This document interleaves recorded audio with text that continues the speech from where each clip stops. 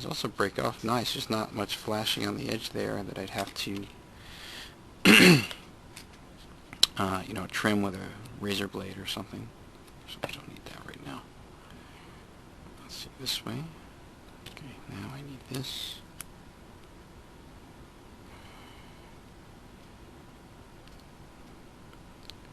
Right, I gotta put these screws back in too. I have not forgotten that.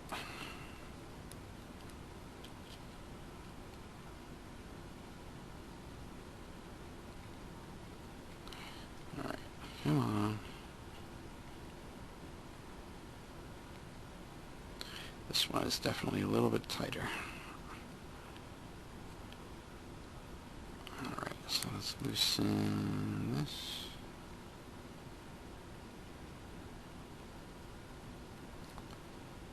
Okay, and then we'll loosen this. So that's going to go over and down like so. And yeah, the line is on this side. Perfect. So it's going to go over. Good. Put this blade in. Come on, get in there. Get in there. Okay. And then... it's way too short. Down. Alright. So now, let's see, which way did I set it up? Alright, so I think if I go this way, yeah, that's going to loosen. Good. Alright, just get it eyeballed, and we can fine tune it later. I'd say that's about right.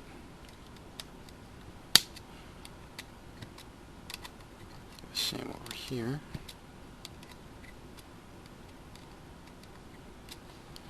How does that look?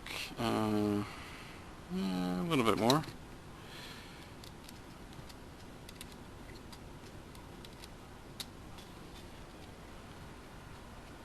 Yeah, decent. Okay, so that's actually a pretty decent amount of droop. If you think about how much the arms are dropping down, that's pretty good. So if the front shock is long enough, right, then you could support quite a bit of travel there on the suspension. That's really nice. And even at that full droop, as you can see, those blades are nowhere near coming out of the diff outdrives. Now, for those familiar with the B44, it was nowhere near that. Your droop was more like this.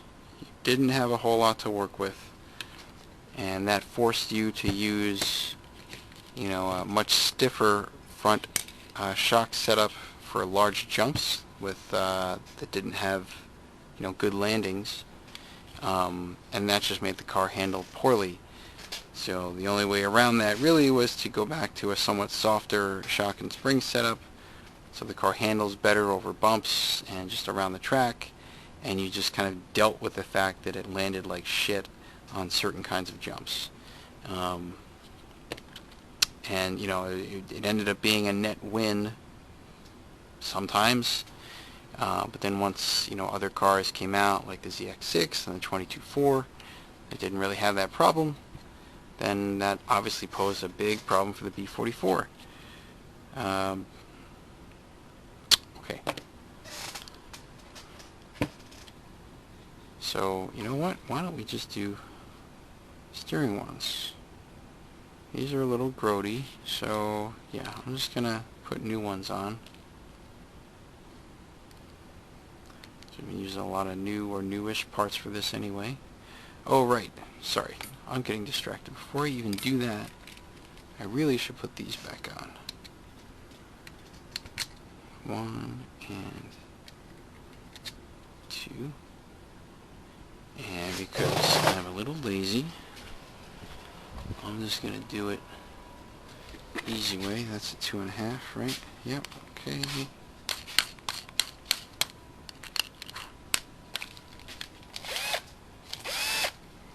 Alright, so we're just going to do this. And this.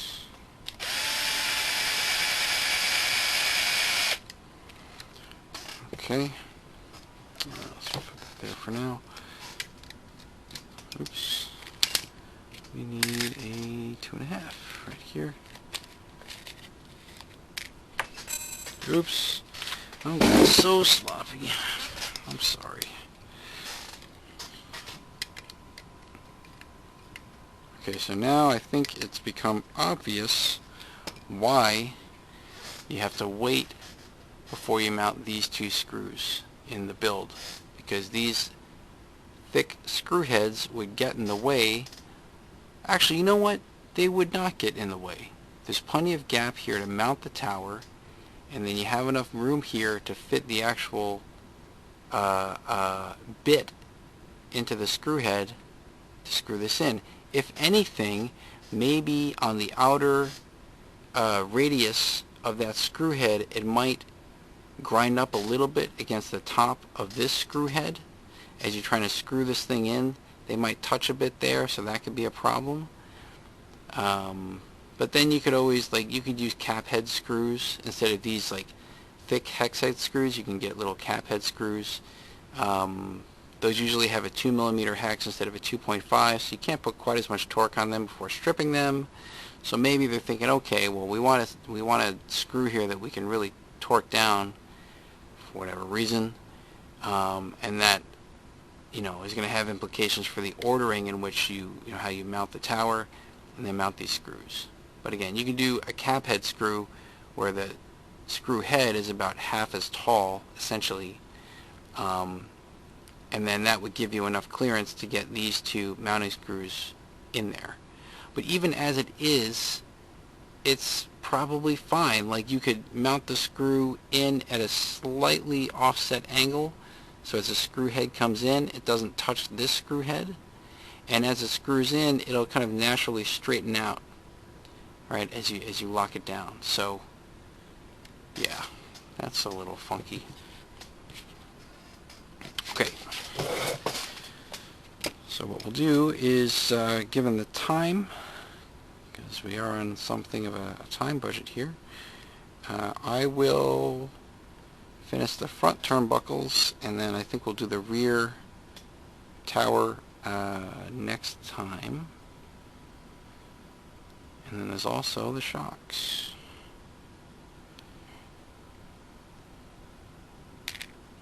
So this car came with low-C shocks, so I have to have, if I want it to be a pure Schumacher car, I do have a set of Schumacher shocks I could use here.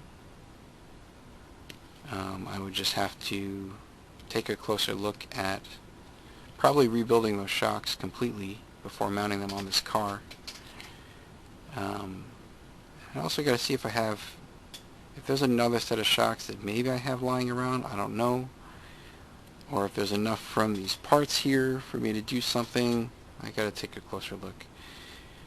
It's always a good idea, when you have a vintage runner, to have a spare set of shocks. So that set that I had mentioned earlier, that's kind of my spare set. And what you can do just to make shock tuning easier is if you have multiple shocks with different oils in them or different pistons, rather than taking your shock off, taking the whole thing apart and changing the oil, yada yada, you can just change the shock. It's a lot faster. It's just simpler for tuning. It makes tuning a lot easier. Alright, so let's do that. That's about equal, I would say. Maybe another turn on that side. Better yet. How about that? Yeah, okay. So this line is over here. So we're going to mount this like so.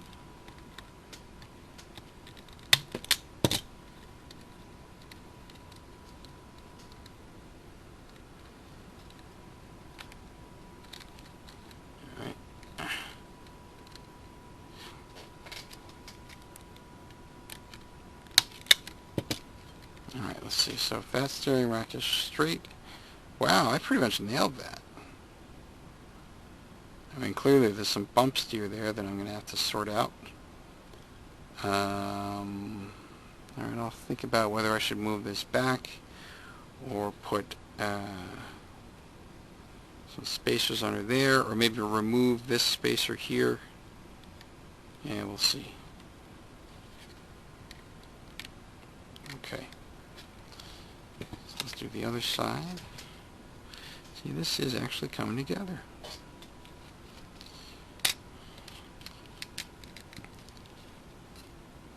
Basically, once you put the towers on at this point and the shocks, you're all set. It says here, final assembly. Oh, right, I gotta do the rear CVDs. So, we'll also get to that.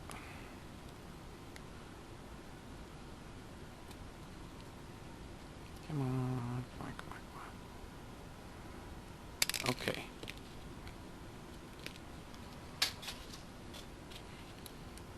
So what do we got here?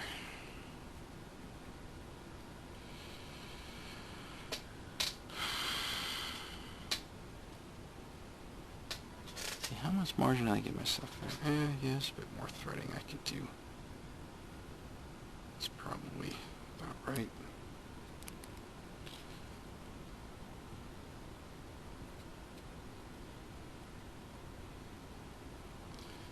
Okay.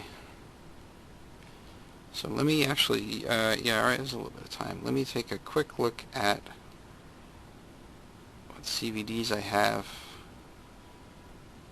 for the rear, and I'll just get them out.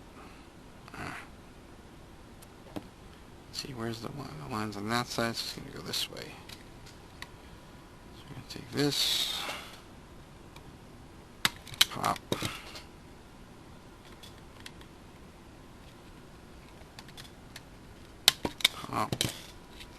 Alright, so that one needs to be a little bit shorter. So, yep, we're just going to do this. Again, we're just eyeballing here. So I'm getting these steering arms, these parts of this bell crank here, straight and straight, or about as straight as I can make it. I'm just looking at this angle here. It's, you know, close. That's still a little towed in.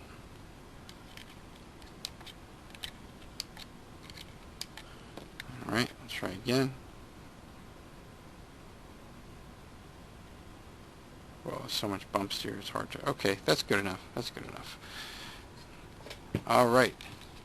So, the front's looking pretty good so far. Let's see. That was all the suspension and stuff. Right. See, these are all here.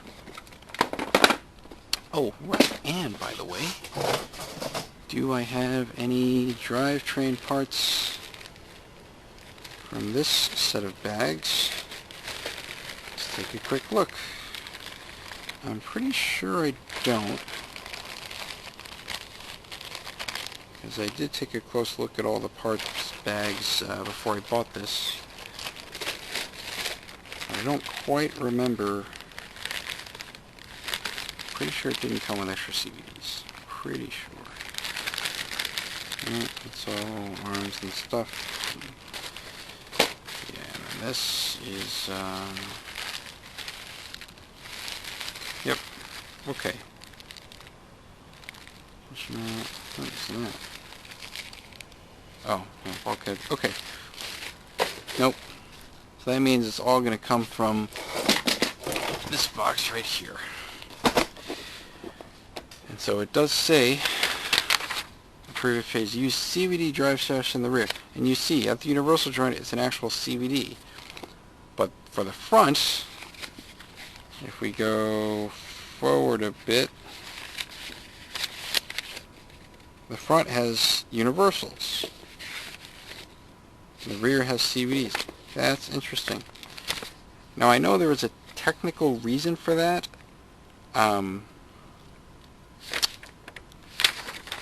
Has something to do with how the universal joint behaves when the universal joint is at an angle and you apply torque and how there's a difference between a CVD and a universal in terms of what happens at that joint and how it might force that joint to, straighten out or not.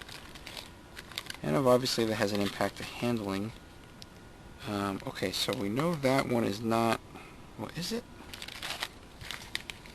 So we gotta figure out what's a Schumacher part and what's not. So that is, what are we looking at here? CVD original check 2 and 4 wheel drive. Okay, so actually, you know what? Yeah, so this is shorter. Right.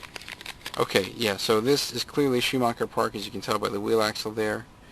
It's a press style wheel axle. This has an actual drive pin, so this is clearly not Schumacher part. That's either an associated or a Losi part. And then we have another CVD pair here for the rear. So we have 1.5 pairs. And then what's all of this? So we got blades. Those are front universals. Fine. And then, we have one rear CVD, but it has a drive pin there, so my guess is, oh, okay, so he probably took the correct dog bone length, perhaps, and, yeah. And then you just put a Losi or associated, I think that's an associated wheel axle on the end, because a lot of CVD parts are interchangeable. That does make me wonder about this here. Okay, so let's take that out. I wonder if those universals have the same dog bone length as the CVDs. I simply don't know, because I've never played with this car before. If they do, I could just shove a universal in there. So pin to pin, so you're looking at this pin here to this pin up here. Yeah. Okay. So you know what? I could use universals, even though it's telling me to use CVDs. Alright.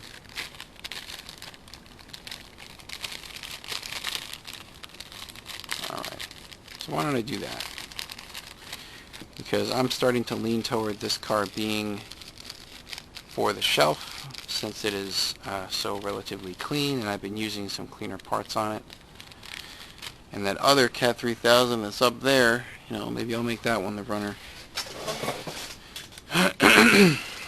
Okay.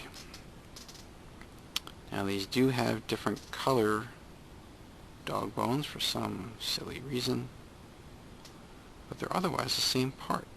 So why is that one black and the... Oh, I'll bet one of them is probably like a hard material, and maybe the other one is like a standard material that's a little bit softer. See, those are gray, that one's black. So we have two grays here. That's an ABS thing. Okay. Got it.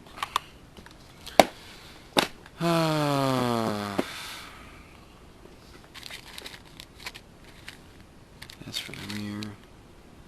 So basically, okay, so I got two pairs. This one's new in package. This one, I just have to swap this wheel axle for this one, and that's 1, and then this is 2.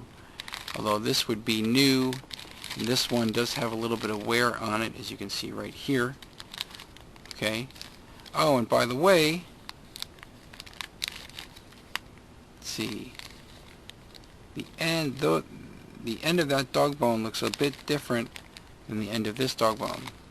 See how this is sort of flatter? It looks a bit more like this, where it's flat on two sides. Here the pin looks about the same size, although it is slightly different, and the dog bone head, if you will, is more rounded. So I'm not 100% sure that that's even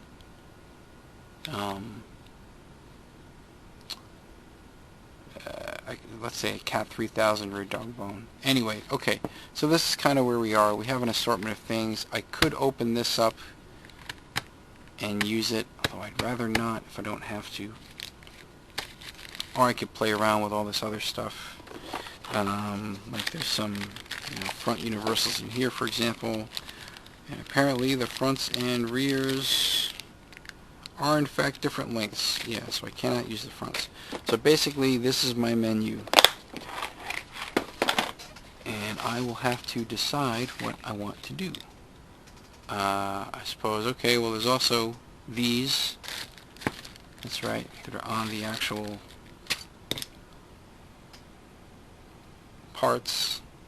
So I could take those off and clean them. They do, again, these also have some little bit of wear. Well, that one's actually not bad on the dog bone. This one has a little bit of wear right there.